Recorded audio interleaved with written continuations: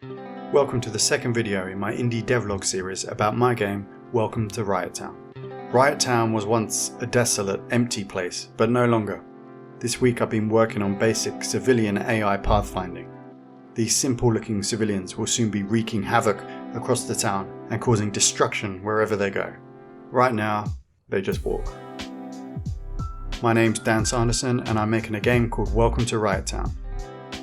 It's essentially a riot simulator. You start a riot, you cause destruction, that's it. This is the prototype that I'm rebuilding. I'm starting it from scratch and this devlog series documents each step along the way. This is the second video in the series. Let's get started. So on my list this week was to get a decent camera system in place. I wanted to make a start on the civilian AI system and I wanted to do something a little bit creative. So I made a start on the street signs and the street lamps. Now obviously something I need to keep reminding myself is poly count down low. From the previous video you would have seen I was having a few performance issues when it came to the windows, and although there are going to be fewer of these street objects, it's still important that I keep the poly count down to a minimum. This street lamp might appear to look quite detailed, but there is scope there for me to come back and optimize this a little further should I need to. I guess one of the main problems is that a lot of these street objects are cylindrical by nature, and cylinders obviously are made up of many different faces. So for this I think I'm using 8 faces to make a cylinder, but it's something to bear in mind.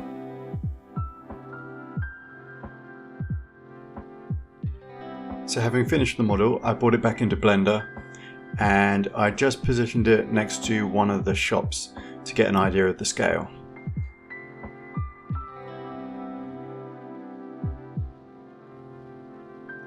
Once I was happy with that, I decided to go back into Blender and build a little sign that would be attached to the side of the lamppost. This would be switched on and off randomly, just to give a little bit of variety to the street lamps when they're all lined up next to each other.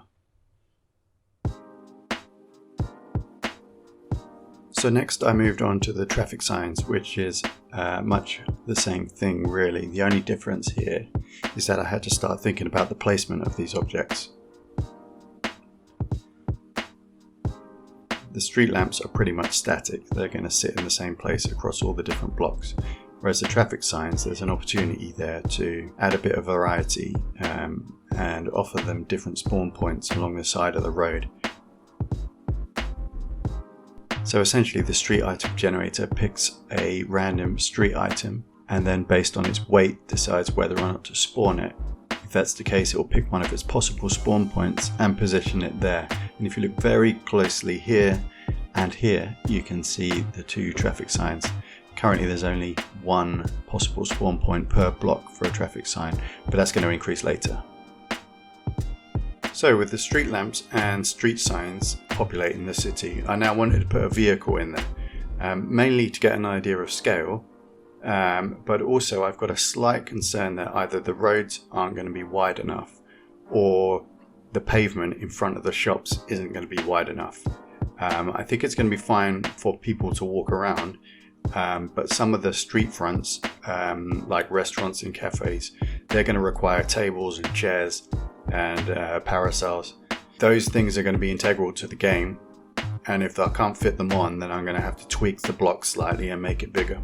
This also gave me the opportunity to texture the road a little bit. I was getting a bit bored of looking at the blank grey ground.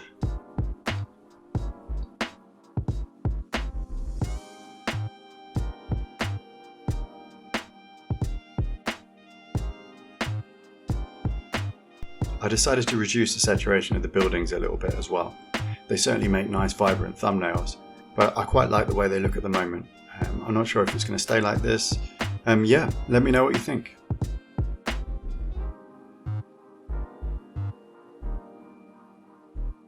So, it's time to put some people into Riot Town.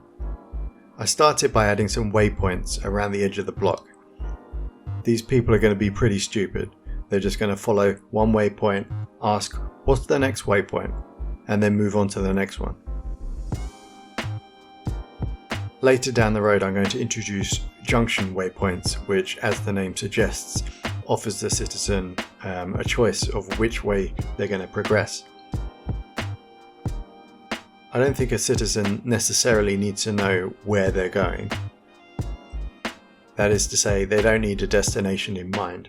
As long as they keep going from one waypoint to the next, it should look rather effective. So how the waypoints work is pretty simple. In this diagram, we've got 3 waypoints, A, B and C. Each of those waypoints has neighbours, so A's neighbour is B, B's neighbours are A and C, and C's neighbours are B and D, which we can't see. So when our little dude is walking from A to B, we can say his current waypoint is B, as that's where he's heading, and his previous waypoint was A, that's where he's coming from. So when he makes his way and reaches B, he's going to say, okay, give me one of your neighbours, but it can't be my previous waypoint. So looking at B's neighbours, the only one that's valid is C. So now our little dude's current waypoint is C, and the previous one gets set to B.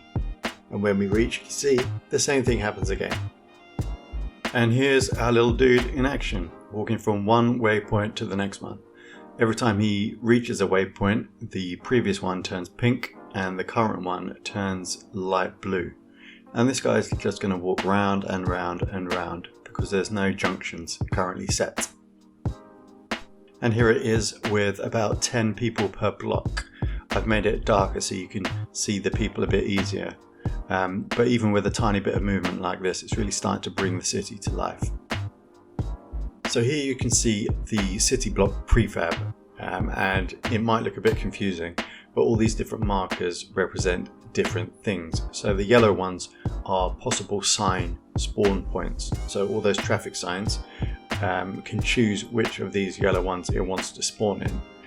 The red ones are the standard follow me waypoints, which you saw in the previous demo, and these new blue ones are positioned over the road crossings because these are junction waypoints.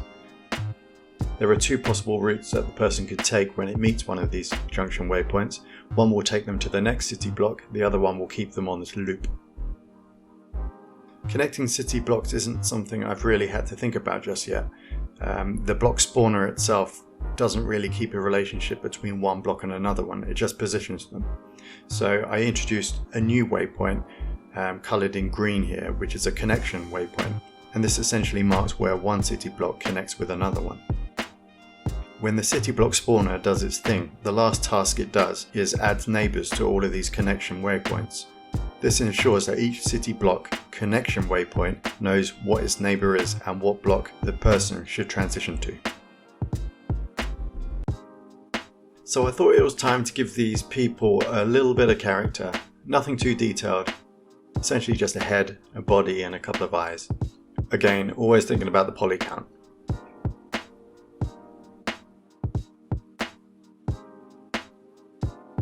I split the model so that I can assign different materials to the top half, the bottom half and the shoes. I then created a number of different skin tones to randomly apply to the model. Along with the different clothing colour, I think there should be enough variation for now. But they're not looking where they're going, I hear you cry. That's correct. Quick fix, and this is what it looks like now.